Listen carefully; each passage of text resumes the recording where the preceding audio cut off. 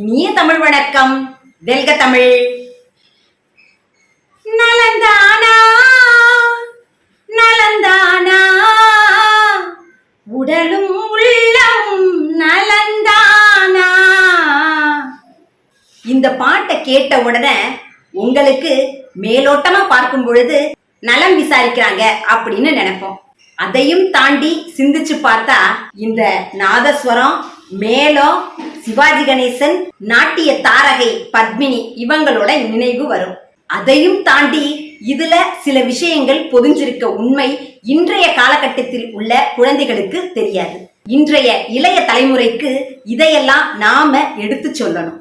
ஆமாங்க, சிவகங்கை மாவட்டம் சிறுகுடல்பட்டியில் பிறந்த கவிஞர் கண்ணதாசன் அவர்கள் முன்னாள் முதல்வர் பேரறிஞர் அண்ணா அவர்கள் மீது மிகுந்த பற்று கொண்டிருந்தவர். அவருடைய மேடை பேச்சு, அடுக்கு மொழி இவற்றையெல்லாம் கவரப்பட்டவர் கவிஞர் கண்ணதாசன். அறிஞர் அண்ணாவிடம் மட்டுமே அவர் மெய்யை கண்டதாக தன்னுடைய நூல்களில் எழுதியுள்ளார். அறிஞர் அண்ணாவை சந்திக்கிறதுக்காக அவரோட வீட்டுக்கு கவிஞர் கண்ணதாசன் ஒரு நாள் போறாரு. அப்ப அறிஞர் அண்ணா அவர்கள் சாதாரண துணியால தைக்கப்பட்ட சட்டைய போட்டிருந்தாராம்.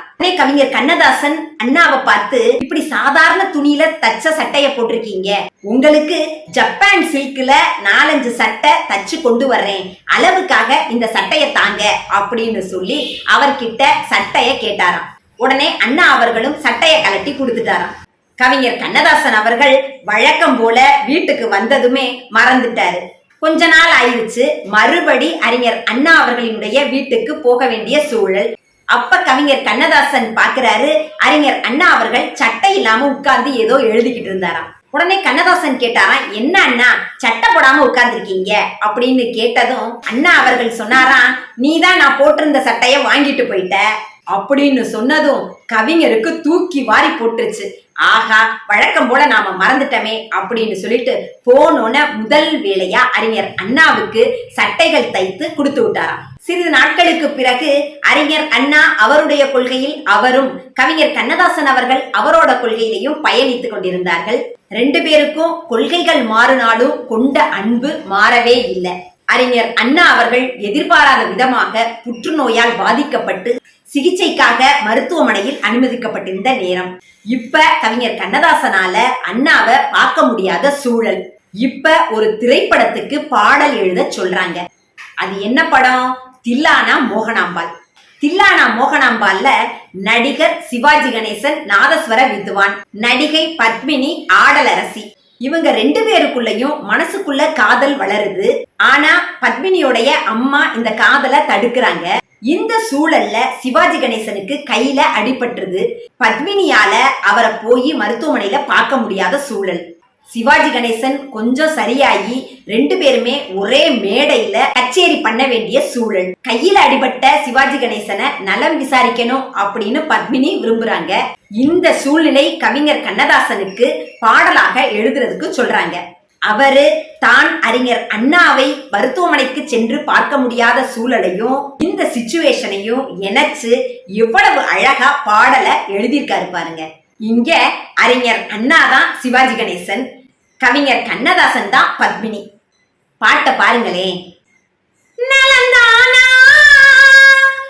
நலந்தானா உடலும் உள்ளமும் நலந்தானா, உடலும் உள்ளமும் நலந்தானா, நலந்தானா நலந்தானா உடலும் உள்ளமும் நலந்தானா, உடலும் உள்ளமும் நலந்தானா. நலம் பெற வேண்டும் நீ என்று நாளும் என் நெஞ்சில் நினைவுண்டு. நலம் பெற வேண்டும் நீ என்று நாளும் என் நெஞ்சில் நினைவுண்டு. இலைமறை காய் போல் பொருள் கொண்டு எவரும் அறியாமல் சொல்கின்ற நலந்தானா நலந்தானா உடலும் உள்ளமும் நலந்தானா.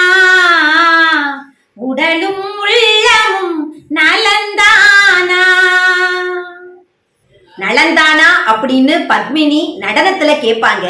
அதுக்கு சிவாஜி கணேசன் தன்னுடைய நாதஸ்வரத்துல நலந்தானா அப்படின்னு பதிலுக்கு பத்மினிய விசாரிப்பாங்க.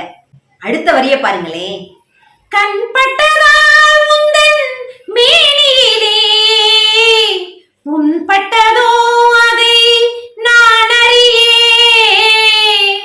என் கண்பட்டதால் உந்தன் மேனியிலே புண்பட்டதோ அதை நான் அறியேன்.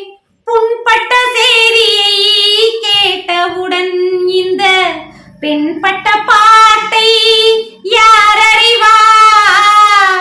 நலந்தானா நலந்தானா உடலும் உள்ளமும் நலந்தானா உடலும் உள்ளமும் நலந்தானா.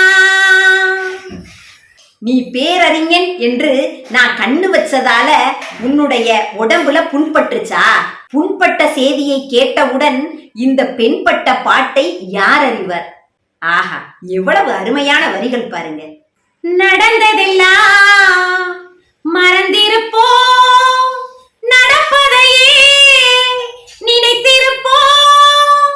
நடந்ததெல்லாம் மறந்திருப்போம், நடப்பதையே நினைத்திருப்போம். கட்டுண்டோம் பொறுத்திருப்போம், காலம் மாறும் சந்திப்போம். கொள்கை ரீதியா சில மனஸ்தாபங்கள் இருக்குது. நடந்ததெல்லாம் மறந்திருப்போம், நடப்பதையே நினைத்திருப்போம். இனி நல்லது நடக்கும், நடப்பதையே நினைத்திருப்போம். கட்டுண்டோம், கொள்கை என்ற ஒன்றில் கட்டுண்டோம், பொறுத்திருப்போம், காலம் மாறும் சந்திப்போம்.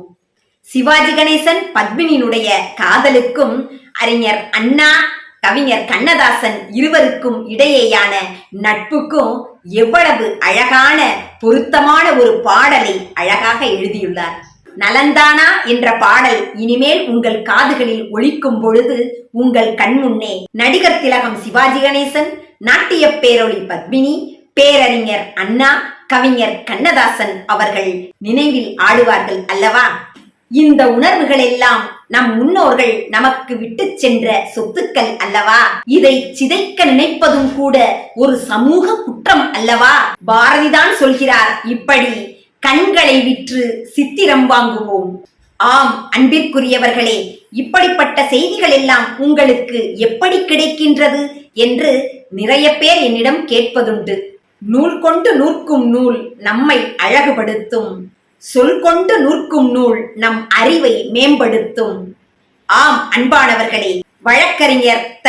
ராமலிங்கம் ஐயா அவர்கள் எழுதிய புத்தகத்தில் இருந்து எடுத்த செய்தியைத்தான் நான் படித்து கூறுகின்றேன். படி, அது உன் வாழ்வின் ஏன் இப்படி. புத்தகங்களை படிக்காவிட்டால் ஏன் இப்படி?